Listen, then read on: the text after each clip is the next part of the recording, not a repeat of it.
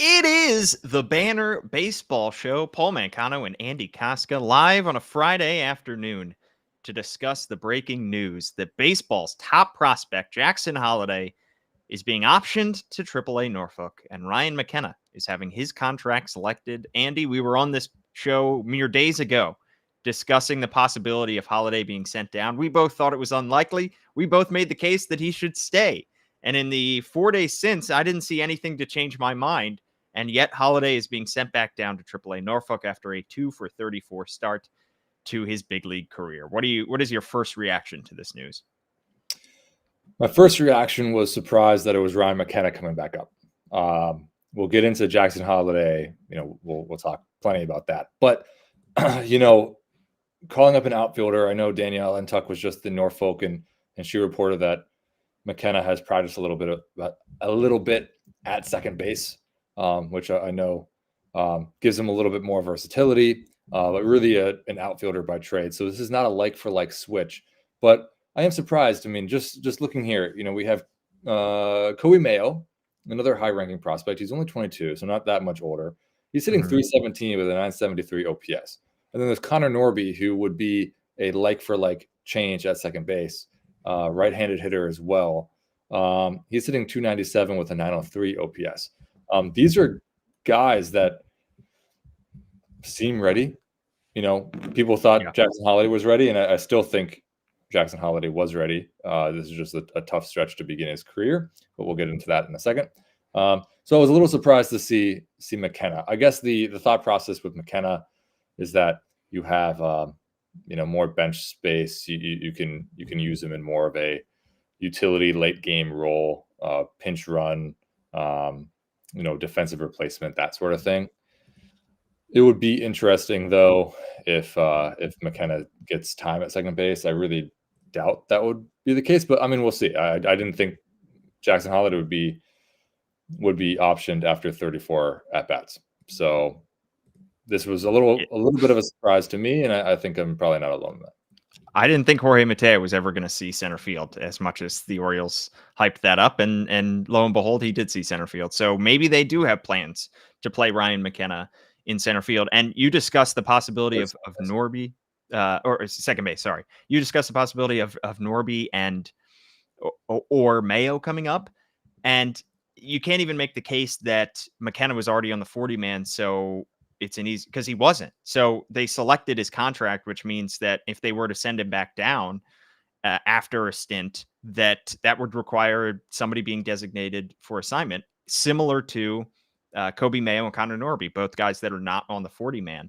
And it's just absurd the number of outfielders they have on this roster right now, because until we see McKenna at second base, he's considered an outfielder. Heston Kjerstad got brought up to replace Austin Hayes when he went to the IL. It is very outfield heavy, this roster right now. And the Orioles are an organization that likes to make those like for like changes, like you said.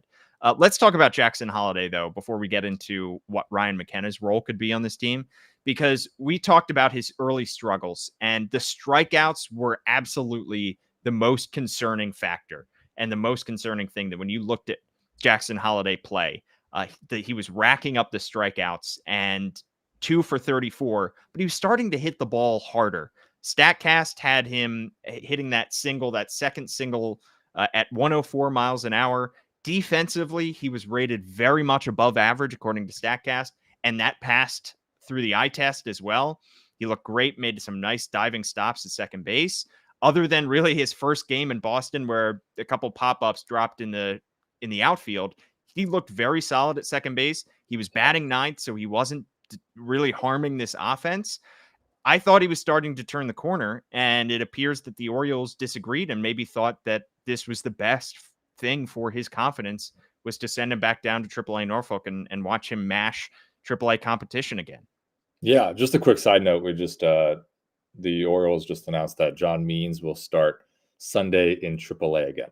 So you will have another rehab start in Triple-A. So Albert Suarez is the most likely option for Sunday. But to get back to the actual question there, I did think that Jackson, defensively, you were not giving up very much.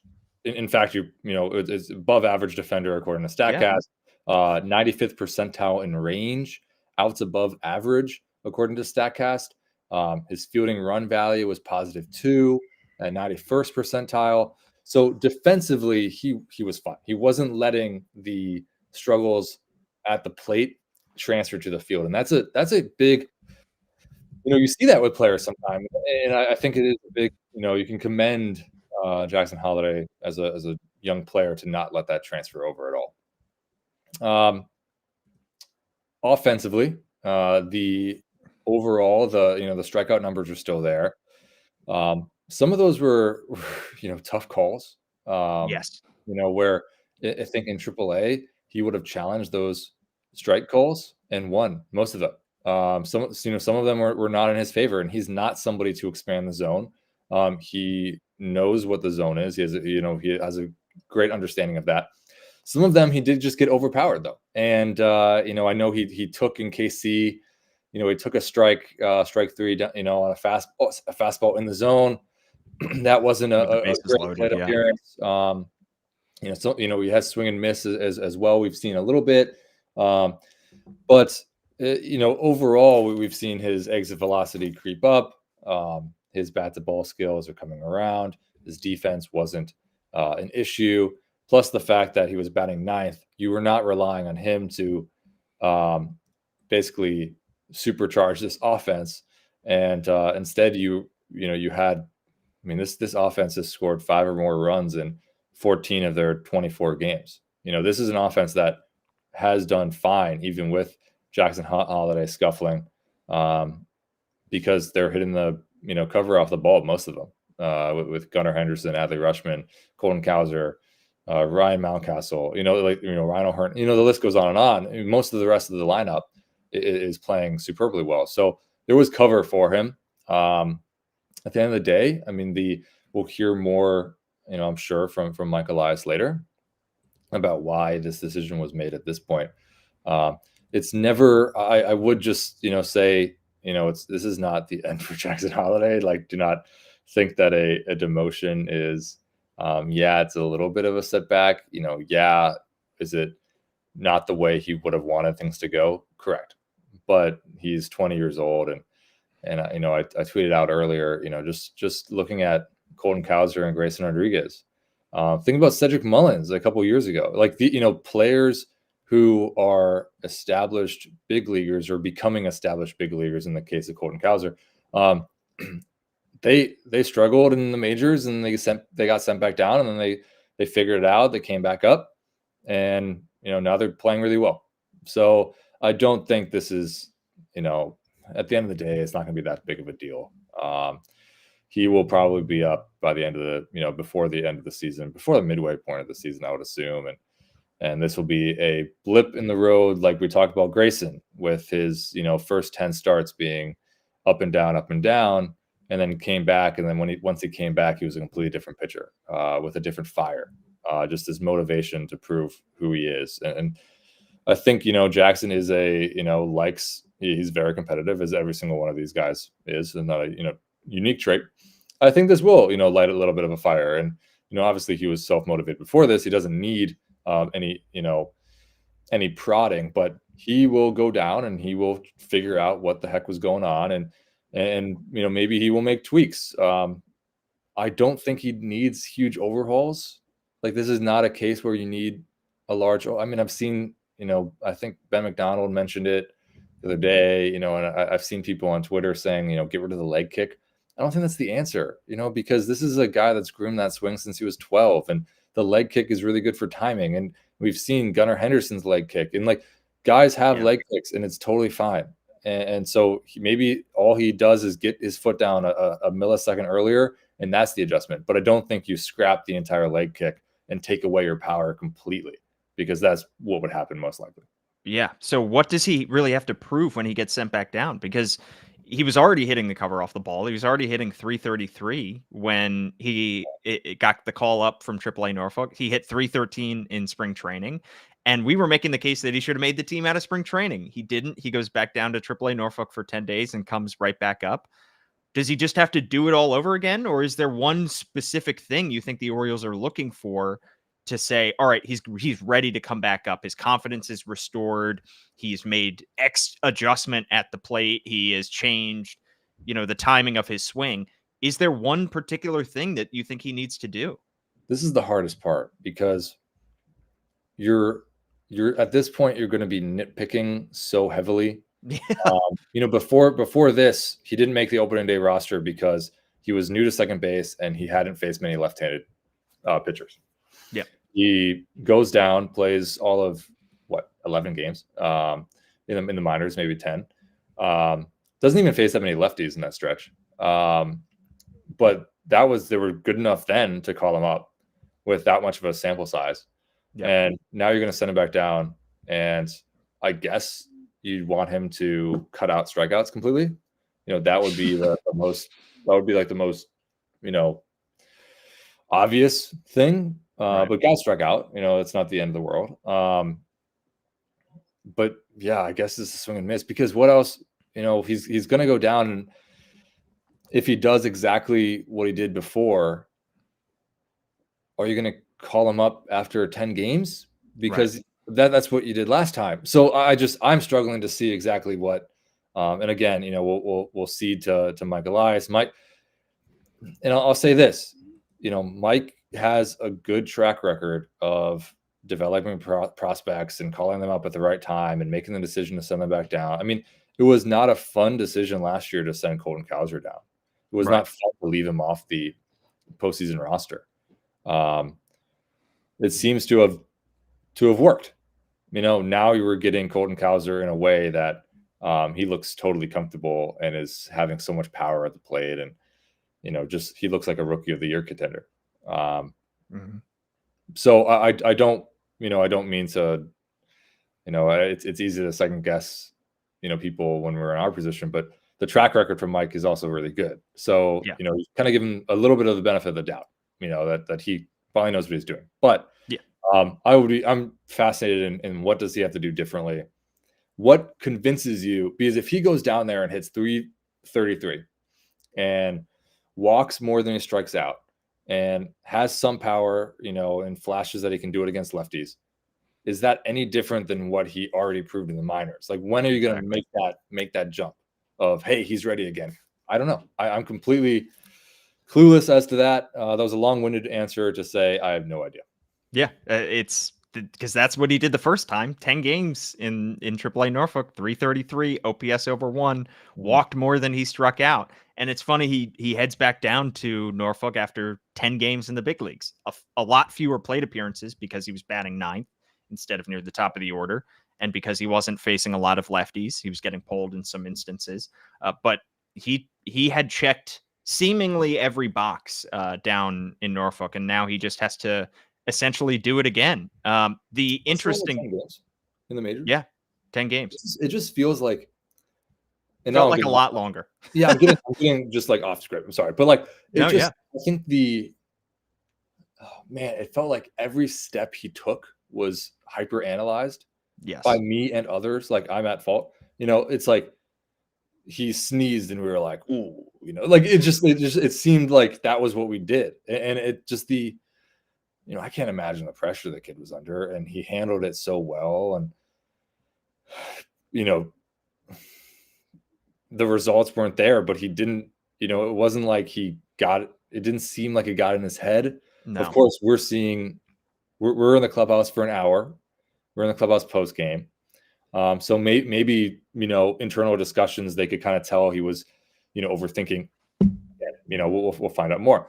But he seemed to really carry himself well, and he understood. I mean, one of the last things, he said to me was that, like, this is going to be a good thing.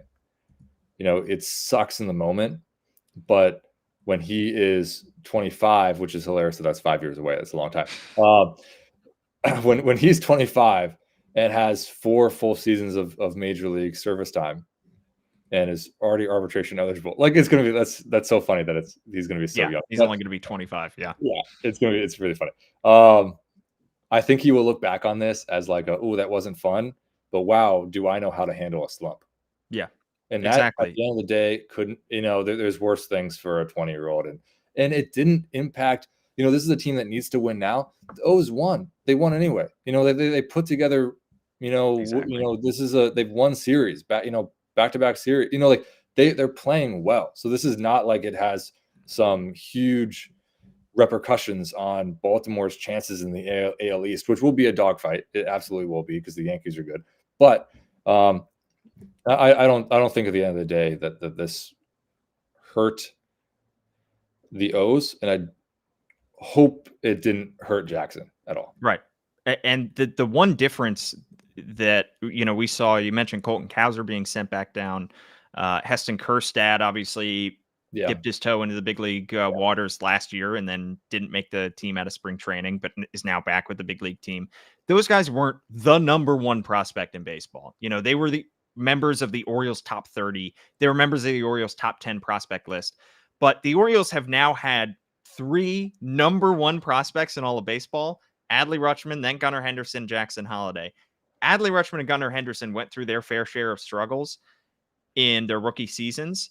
The Orioles never sent those guys back down. Now, they didn't struggle to the same degree that Holliday did. They didn't hit 059 in their first 10 games, but the Orioles always gave those guys a little bit more leash and a little bit more leeway to work themselves out of it. It helped that the Orioles weren't all that competitive in 2022. Sure, they ended up being close to a wild card by the end of the season, but at least heading into that season, development of prospects was primarily their main focus. And it also helped that, but by the same token, they weren't under as much pressure at this point last year when Gunnar Henderson was going through his struggles. They're under more pressure to win now. And Jackson Holliday did struggle more than Adley and Gunnar. But the Orioles sending the number one prospect down already after he's made his debut is a new development for this team, and it's a new way to handle this. They just haven't done it yet. But there are a lot of external factors and a lot of decisions there. In terms of the service time that you mentioned, the Orioles called him up a day before they had to, essentially, in order to give him a full year's worth of service time for 2024. Now that he's being sent back down, he will not get that full year of service time, which means that if he comes back up and somehow wins Rookie of the Year, the Orioles will not be eligible for draft pick compensation. And also, they are poised to have him under team control for an extra season at the end of this. Mm-hmm. That may have played a part in all of this. He goes out to a 2 for 34 start. His chances of winning AL Rookie of the Year aren't totally gone, but certainly it's a hole that he has to climb out of. And he saw another player on his own team maybe jump him in terms of AL Rookie of the Year odds, Colton Cowser. But he now will not get a full year's worth of service time, assuming he's going to stay down for more than one day. Yeah, more than one day, which is what he's going to do. So that is certainly something to discuss here. Let's talk about Ryan McKenna, though, real briefly. I do want to bring that up. Yeah. I was going to say that this is and I'm sorry to cut you off. That was dive right in. I was gonna think like this is a team that's in a win now mode. They're going to be more aggressive with roster moves, which is part of the reason why they called up Jackson Holliday when they did, thinking that he would give more offensive boost than Tony Kemp as a left-handed hitting second baseman. And it's part of the reason why they sent him down, because if he's not producing, they feel like they're in a win now mode. Let's call up somebody that can impact this team.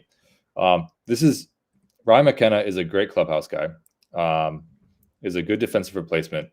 He's a major league average hitter at best. He's hitting right now. He's hitting 244 in Triple-A. So the one thing that feels contrary to me, and again, I don't know all the specifics at this very moment.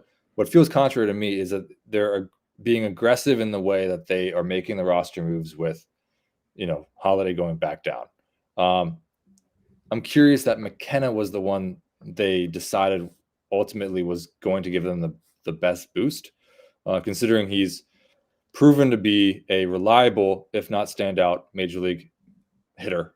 And you have two prospects in Connor Norby and Kobe Mayo who project to be above average major league hitters and are performing at a really high level in Triple-A comparably.